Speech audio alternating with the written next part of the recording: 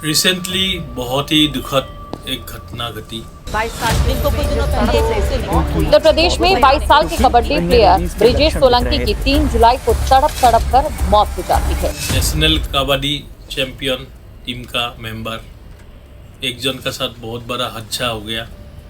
बहुत ही दुखद उनका देहांत हो गया। मेरा तरफ से, मेरा दिल से कॉन्डोलेंसेस है। उनका फैमिली को मेरा तरफ से बहुत ही संवेदनाएं है।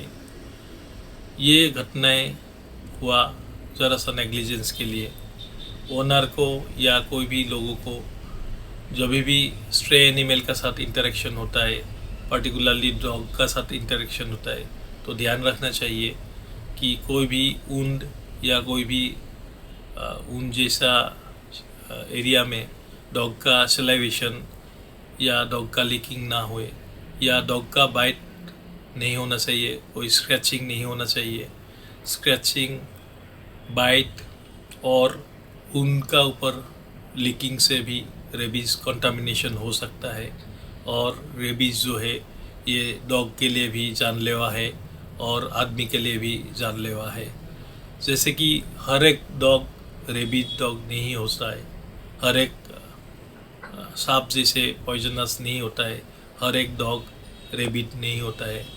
रेबीज कैरी करने वाला डॉग का जो भी सिम्टम्स है, जो भी लक्षण है, वो हम लोग डिटेल्स में जानेंगे ताकि ये जो सिचुएशन है किसी का साथ भी नहीं हुए।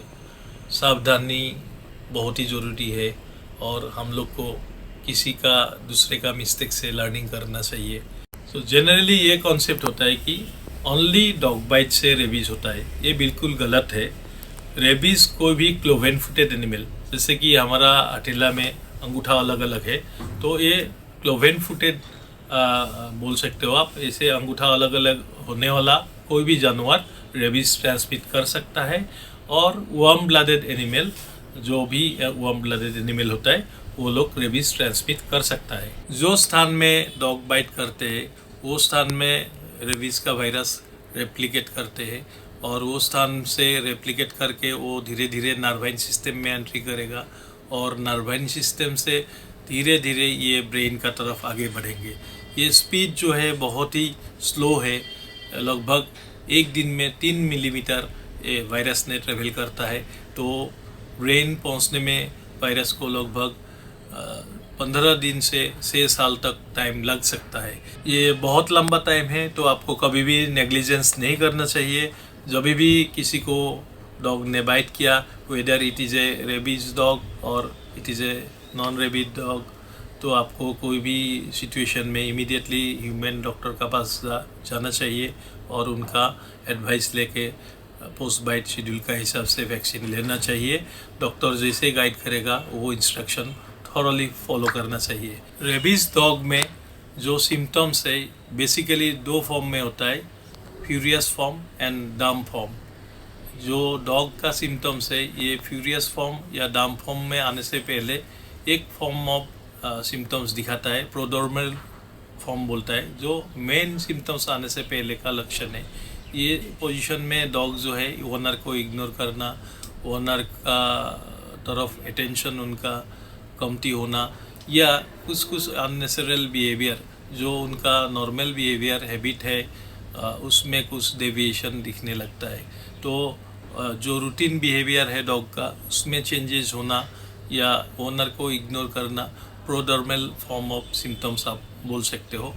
अभी हम लोग आएंगे जो मेन सिम्टम्स है रेबीज का, फ्यूरियस फॉर्म या डम फॉर्म का बारे में जानने। सो फ्यूरियस फॉर्म है, ये बहुत ही डेंजर फॉर्म है। डॉग इसमें बहुत ज़्यादा एग्रेसिव हो जाता है और ये सिचुएशन में डॉग एक्सेसिवली सलाइवेशन करते हैं। उनका जो आइज़ है, आइज़ का प्यूपिल डायलेटेड रहेगा और सलाइवेशन ज़्यादा ही होंगे और डॉग आपको टाइम टू टाइम इग्नोर करेंगे और मैं भी सडन अटैक भी कर सकता है। ये एग्रेसिव फॉर्मेट ऑफ रेबीज है। ये सिचुएशन आपको दिखाई दिया तो इमीडिएटली आपको डॉग को डॉक्टर का पास लेके जाके डायग्नोसिस कराना चाहिए। डॉग का बॉडी टेम्परेचर जो है वो नॉर्मल दिखेंगे, लेकिन उनका खाने का जो हैबिट है जनरली वो रिड्यूस होंगे। डॉग एनोरेक्सिक फेज में, जिसमें मतलब एपेटाइट लॉस होगा, ये दिखाई देगा। जो फ्यूरियस फॉर्म है इसमें मसल पैरालिसिस भी आपको दिखने को मिल सकता है। डॉग का मसल पैरालिसिस स्टार्ट हो जाएगा, बॉडी का इनकोऑर्डिनेशन हो सकता है, डॉग पानी से डर सकता है, डरने का लक्षण दिखाएंगे। तो ये फॉर्म खतरनाक है। और इससे भी खतरनाक सिचुएशन जो है डम्प फॉर्म या पैरालिटिक फॉर्म। जो लास्ट फॉर्म है डॉग का रेबीज कंडीशन में पैरालिटिक या डम्प फॉर्म बोला जाता है। पैरालिटिक या डम्प फॉर्म में डॉग का जो लक्षण है प्राय जो मसल है ये पैरालिसिस हो जाएगा और डॉग ये सिचुएशन में ज़्यादा टाइम तक जिंदा नहीं रहेंगे। कुछ आवर्स का बाद ही डॉग मरने का चांसेस रहेगा और डॉग एक्सेसिव सलाइवेशन होगा, डॉग पानी से डरेंगे। और इस फॉर्म में कोई भी सिम्टम्स डॉग पार्टिकुलरली नहीं दिखाएंगे। डॉग बहुत ही साइलेंट हो जाएगा, आराम से बैठेंगे और all of sudden is going to die. Rabies का डम्प फॉर्म सिचुएशन में जो लोअर जॉ है डॉग का वो ड्रूलिंग होगा। ये जबड़ा जो है नीचे की तरफ आएगा और इसका जो ओरिएंटेशन है ज़रा सा चेंजेस हो सकता है और डॉग पानी से डरेंगे। ये सिचुएशन में मोस्टली डॉग काम रहेगा और एग्रेसिव फॉर्म में जैसा सिचुएशन दिखाता है, एग्रेशन दिखाता है या ऑल ऑफ सडन उनका बिहेवियरल चेंजेस होता है, वो सब सिम्टम्स इसमें नहीं दिखाएगा। लेकिन all of sudden dog death हो सकता है।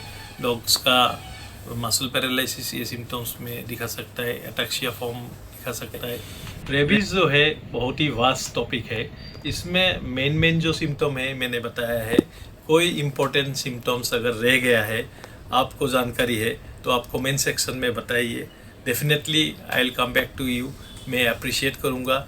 ये प्लेटफॉर्म लोगों का जानकारी के लिए यूज़ किया जा रहा है और हम एक दूसरे को डेफिनेटली हेल्प कर सकता है अवेयर अलर्ट रह के खुद का और अपना पेट्स का लाइफस्टाइल इम्प्रूव करने के लिए।